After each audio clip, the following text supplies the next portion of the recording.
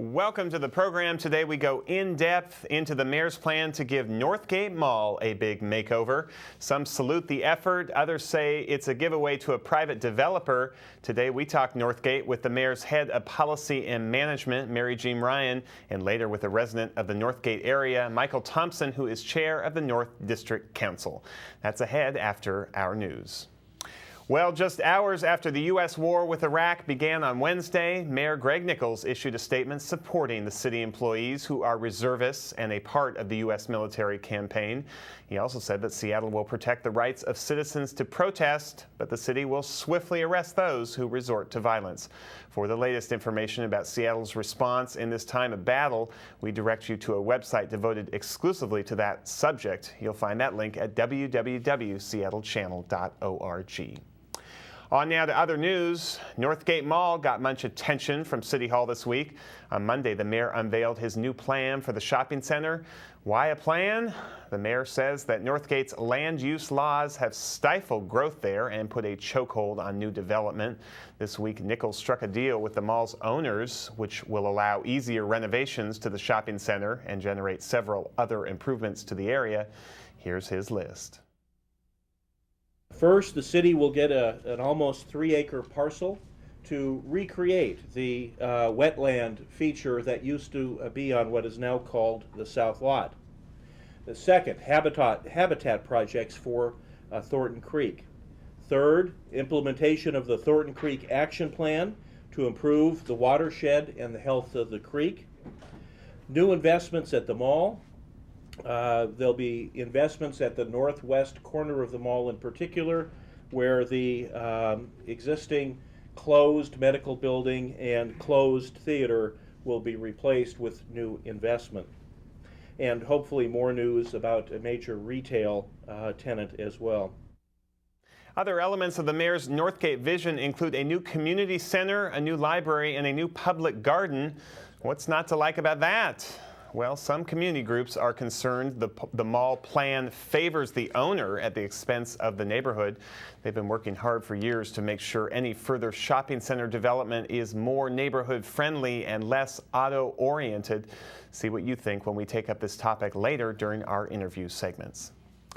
Well, council members don't much like the so-called Save Our Creeks citizen initiative. Enough Seattleites did, though, for it to gain the required number of signatures for the fall ballot. Council members had the option of submitting to voters an alternative proposal, more to their liking, but this week they decided not to go that route. Thus, the citizen initiative to restore Seattle Creeks will appear all by itself on the September ballot. The monorail and Seattle Center, through it or around it? Well, no one's quite sure yet. The exact route was not specified in last fall's vote. It's being worked out right now, and it's creating some stir. Some say the monorail is a perfect thing to run right through Seattle Center. Others say it would ruin the public space and should go around it. Monorail leaders met on Monday with council members about the issue. Peter Steinbrook worried that monorail leaders are favoring the through route before having done much study.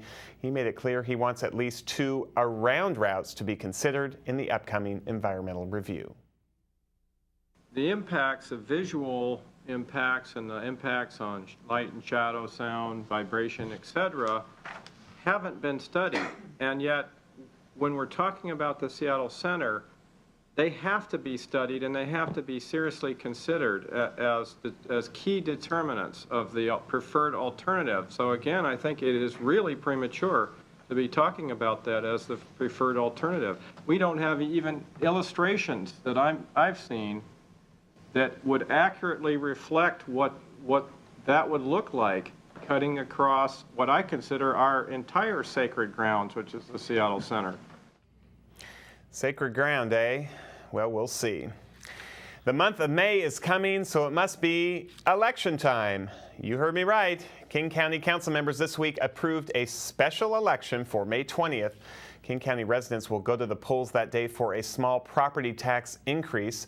The funds will be used to operate rural and regional parks throughout the area. The County Council says it's just flat out broke and needs the money. If the levy passes, Seattleites will pay roughly 30% of the new tax. But here's the rub. None of the parks within Seattle will be funded by the measure, which bothers some on the city council. Supporters say, however, that regional parks such as Marymore may be outside the city limits, but they are used by Seattleites too. And another somewhat contentious open space issue to report. The council held its first public hearing about the extension of the Burke-Gilman Trail through industrial Ballard. Some businesses there worry about the safety and liability of mixing trail and industry.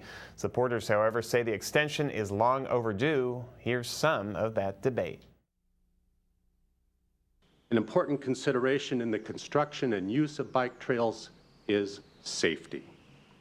Unfortunately, the Ballard industrial core, with its existing businesses and existing uses of heavy truck traffic, heavy trailer traffic, rail car loading, forklifts with fisheries products, hundreds of passenger car crossings every day, can never be a safe working environment for bicycles and pedestrians.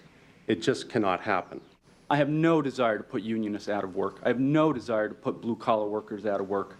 I have a desire to get people through this corridor safely, with minimum impact on trucks, on train, on cyclists, but this is about community. While we need to protect individuals' rights, and those include the rights of businesses, we need to serve the community as a whole. The argument continues on Monday, the 24th, when a full evening hearing is scheduled on the Ballard Trail extension. It's now time for our Neighborhood Roundup, where we survey the city and pass along facts we find of interest. First stop, West Seattle, where envelopes with white powder and anti-war messages were found in 6 separate locations earlier this week. After careful examination, the white substance turned out to be only flour. No joke, however, anthrax hoaxes such as these are a serious crime. And now to North Lake Union, where it's curtains for the Kalakala. The group trying to restore the old ferry filed for bankruptcy this week. They were just unable to raise money to restore the old ship, which first started carrying passengers on Puget Sound in 1935. The plan now is to sell the boat, perhaps even to an out-of-town buyer. So far, they can't seem to find any interest. Hello, eBay? Now up to Lake City, where Metro has been trying its first ever hybrid bus. Commuters on Route 41 got a chance to try the diesel-electric prototype. Not only does it save energy, the hybrid is also able to go through the downtown bus tunnel without hooking up to the overhead electrical lines. Metro will continue to test the bus on several routes in the region. If all goes well, they expect to order 200 of them, which could be in service by next year. And this news for neighborhoods across town, the FlexCar program received a $2 million investment helping to expand the car sharing service here and elsewhere. In Seattle, FlexCar has 80 vehicles and over 6,000 members. And finally, down to Soto, where baseball is not the only game of competition at Safeco Field. The great coffee battle between Starbucks and Tully's plays there from time to time as well. Tully's, the longtime exclusive coffee vendor for the stadium, has yielded that title to Starbucks, which put up big bucks to take over the deal. During an average baseball game, over 325 gallons of coffee are sold. And now for our City Inside Out calendar. Here are some of the events that may be of interest to Seattleites in the coming weeks. A freight mobility forum is coming up. It's not for everyone, but many do care about the issue. That's on Wednesday, March 26th at noon. And the Monorail Board will meet on Wednesday, April 2nd. It's an important meeting. On that day, they will unveil their preferred routing and station location plan. A couple of hearings to report related to the UW's expansion into the University District neighborhood and the related topic of perhaps amending the noise ordinance in that part of town. The first meeting is on Tuesday, April 8th at 6 p.m. in a U District location. The second is on Thursday, April 10th at 5:30 in City Council chambers. For more information about any of these events, we direct you to our website at www.seattlechannel.org. And finally today, your new bird. And I bet you didn't even know you had one. Yep, Seattle now has a flying mascot. It's the great blue heron. And the decision was fully democratic. A recent vote was conducted by the Seattle Audubon Society. The great blue heron won overwhelmingly. Seattle is home to about 100 of the birds, mostly in Discovery Park and Golden Gardens. The designation, while an honor for the bird, does not, alas, confer any special protection. And that's a wrap for our news. Stay with us. Just ahead, we talk about the mayor's plan to encourage major expansion at Northgate. Mary Jean Ryan joins us. She is the director of the city's Office of Policy and Management. And later, the viewpoint of the Northgate community. The chair of the North District Council, Michael Thompson, joins us. City Inside Out continues in a moment.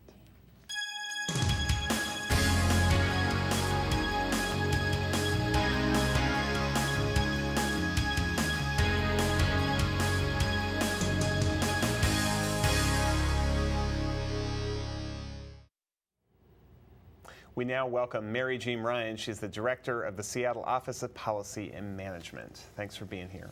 Great, thanks for having me. Why do anything to Northgate? Why did the mayor need to have a big press conference about changing the rules, the regulations up there? When the mayor came into office, a lot of people said to him, don't even get involved at Northgate. Northgate has so many conflicts. Everyone's arguing with one another. But the reason to get involved at Northgate was that nothing was happening. And we're in the middle of a recession, and the mayor's trying wherever he can to do things that are positive for the economy. And Northgate had gone through extensive community planning and had really articulated what they wanted to see in their area. And yet, everything was stuck. The mall was stuck. Nothing was happening in terms of new investment at the mall. We had voted for a new library and community center, but we weren't able to get it sited. There were big battles over what to do that would help Thornton Creek. Lots of planning, but lots of conflict. And so the mayor decided to try and understand the situation and then try to recommend some actions that would get things moving again. And here's his biggest recommendation. And I don't want to get too technical here, but there's something called the GDP, which is the General Development Plan, yes, for Northgate, which requires the developer up there, the mall owner, to really submit a pretty big plan when he or she wants to do much in the way of renovation up there. The mayor says that is a chokehold, and we got to get rid of that, and the mall owner up there ought to be able to do the kind of things and be subject to the kind of regulations that basically everyone else is in town. Apparently Northgate's the only place in town that has a GDP. Without getting too much into it, what in layman's term is the GDP and why should it go? The GDP is, as you said, it's an extra layer of planning requirement that only exists at Northgate. And what it does is for people that own major parcels of land, more than 6 acres, before they can start in on the regular permit process, they have to get approval of a master plan, very detailed drawings laying out exactly what they want to do for their site over many, many years. And while it may sound like a pretty good idea to make them go through that, nobody has been able to successfully do it. Since 1993, there's been no development on the larger parcels up at Northgate. So it's basically been a de facto sort of moratorium on development. And that's what the mayor claims. I mean, some of the development we've seen up there, Target, Best Buy, those were under the threshold. They were That's under correct. 6-acre developments. Correct. Some will argue, however, that it's not the GDP, it's the economy. You've had a problem with Thornton Creek and a lot of litigation there. That GDP is the wrong thing to blame, and that you ought not to throw that out too quickly. Well, I think there's a lot of things that can be done up at Northgate that don't involve the GDP, and we're trying to do a lot of things. So the GDP is right now a major inhibitor to the development of the large sites. King County has made it really clear that they want to see the GDP requirement lifted so they can proceed with development on the south parking lot. They want to do a really great transit-oriented development. There's a property owner to the north of the mall that wants to do housing. We have hardly had any new housing at Northgate. They have made it clear that if the GDP is not repealed, that they won't go through that process. The mall owner wants to invest in the mall. They want to tear down the old vacant buildings. They want to put up some new retail. We think that's a good thing for the community. Fair enough. But why, just so we understand this, why can't they do that with a GDP? I mean, what's wrong with the mall owner coming to see and say, hey, we've got this GDP and it says that we're going to take down the theater there and that old medical dental building and we want to build, I don't know, a bookstore and restaurants and all the rest. What's so onerous about the GDP? Well, they did try to do a GDP. They did a GDP. They spent more than $1 million doing one. But then were taken to court over, not that it wasn't a good GDP, but really over side issues, as you pointed out. The creek issue, really. The creek issue, and it's the GDP. The way the rules read, it's not just a simple statement of what you intend to build. It's detailed architectural drawings, a lot of process that has you lay out your site in major detail, all the transportation issues, all the pedestrian issues, and it's unamendable. And so you spend a lot of money making a plan, and then as market conditions change, you have to start over again. So if you want to make slight revisions to it... Well, right now, there's no provision for amending a GDP. You got to just go through and create a whole new one. You would have to go through and create a whole new one. And so we have, like when the GDP requirement was first put in, there wasn't a design review. Well, before you get into that, because I think this anticipates my next question. So that's the downside of GDP. The upside you'll hear from the community is that it allows the community a chance to say, hey, we want to know in full detail what you're going to develop and what the traffic impacts will be and what the design's going to look like. I mean, GDP, I'm sure you're here to say, gives that community a lot more say than they probably would have otherwise have with development at Northgate. If you take it out, and that's the proposal, what then can the community get in the way of assurances that they got some say and some comment on what's being developed up there? Well, Northgate is unique in that there is a specific zoning overlay already that we're not proposing, other than the GDP changes, we're not proposing to get rid of the Northgate zoning overlay. So the community's intent is already in the zoning code. Also, design review. So GDP is in effect unnecessary? I think the GDP is unnecessary. The design review process didn't exist when the GDP requirement was instated. And now we have a design review in many parts of the city. And in Northgate, we're just finishing up, with a lot of community input, what are called design review guidelines that are specific to Northgate.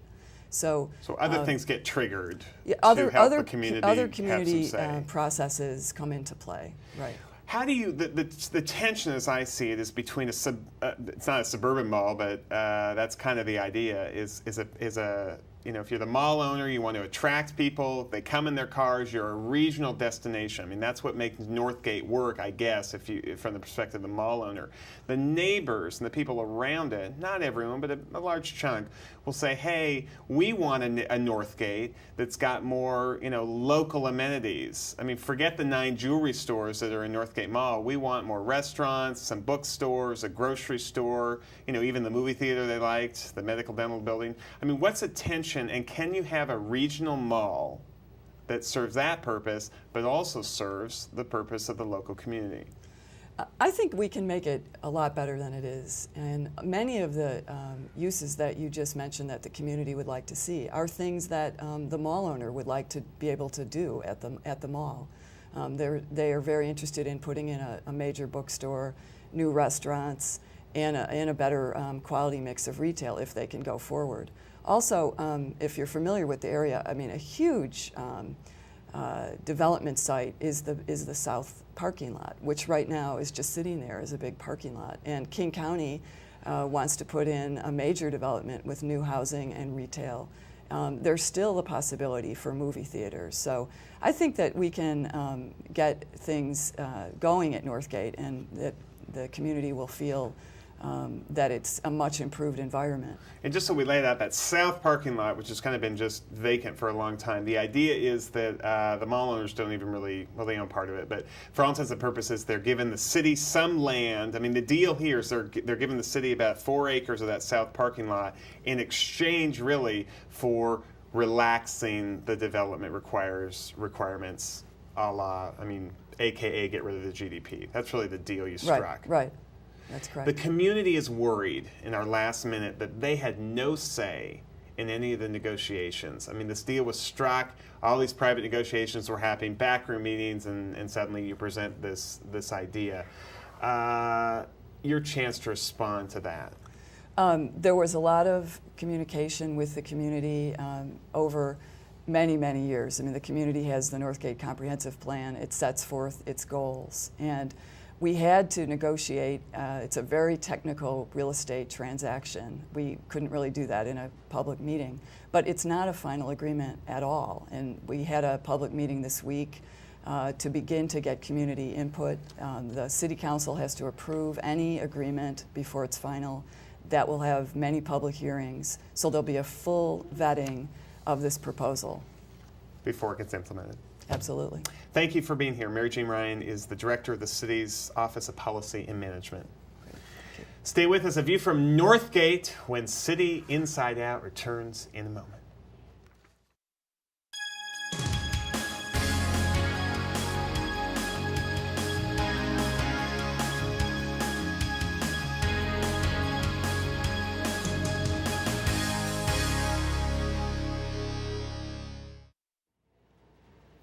We now welcome Michael Thompson. He is the chair of the North District Council, which is made up of community groups in and around the Northgate area. Thanks for being here. Thank you, CR.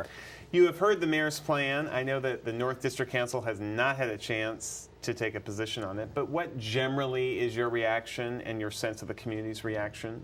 Well, I'd like to say, just to start off, while it's true the North District Council has had a chance to look at the plan, the member groups themselves haven't had an opportunity to digest it and take a position on any of the plan elements. So I can't speak for any of the individual groups within the Northgate community, but I certainly can give you a general overview of what I'm hearing. Which is what? I think there's two things. There's some concerns about regulatory relief for the mall property. Which is this GDP we were talking about with GDP Mary and Jean some Ryan. open space requirement issues. There's also some concern about the process, or in some people's mind, the lack of process being used to put the proposal forward. And I want to get into process, but let's let me just continue the conversation we had with Mary Jean for a second. She claims, and the mayor claims, that the GDP has stifled growth up there, and that's been the problem at Northgate. I guess you would concede, and many of the people up there would concede, that growth in effect has been stifled, but you have a different view about what the problem's been, I guess. Yeah, let me tell you what I hear from many of the groups in the Northgate area. And I should say these are more than just neighborhood councils. These are environmental groups, business groups such as the Northgate Chamber of Commerce and other groups like that. The concern is that Northgate and economic development and urban renewal or urban growth are very complicated issues. And I think a lot of people are saying it's not right or fair to say that this one legislative tool, the General Development Plan requirement, is responsible for all bad things at Northgate. It's very complex, and there's a lot of issues that have stifled growth at Northgate. I think most people that I talk to do want to see the Northgate plan move forward the way that it was intended, which means an urban village. So it's not that they're opposed to growth. They're just concerned about if the growth meets the goals of the Northgate plan. How do you balance those two? I mean, on the one hand, Northgate, it's a shopping center, it's a regional destination. That's what goes with the territory of a shopping center. And on the other hand, it is a neighborhood. And how do you make it more pedestrian friendly? How do you make it more, the kind of things the community wants, less auto oriented, and still have it be a shopping center, which it is? I think you start by recognizing that Northgate is more than the shopping center, and I think this is an important point. The mall obviously is the most visible part of the Northgate, but the Northgate Comprehensive Plan area actually extends quite a bit of ways around up into Pinehurst, south into Maple Leaf. It even extends west of the freeway into the Licton Springs neighborhood. So I think that's where you start, is you recognize this is not about just one property owner or one business. Having said that, I think it's pretty clear. Neighborhood groups have tried to work with the mall, and they've made it pretty clear that they have a set business plan that is basically almost a suburban model, a auto-oriented plan that they want to face everything towards the freeway because that's where they see their business connections. And that is in direct conflict with the urban village concept. So I think that's part of the reason why there has been such a lack of movement in Northgate is you have this major property owner that has a completely different vision for what they want to see happen. Process. You talked about it. How has it been lacking in this? I think a couple things. One is transparency, and again, this is what I'm hearing from a number of community groups. With the mayor, the new administration, a lot of negotiations have been going on with not only Simon but other groups, for example, King County. And yet the community, I think I could say, feels that they were shut out of that and that they weren't given good information about what was being considered. And to a certain extent, I understand that when you're talking real estate deals, you need to keep the discussions confidential. And that's been the mayor's defense. Yeah, and that's perfectly reasonable.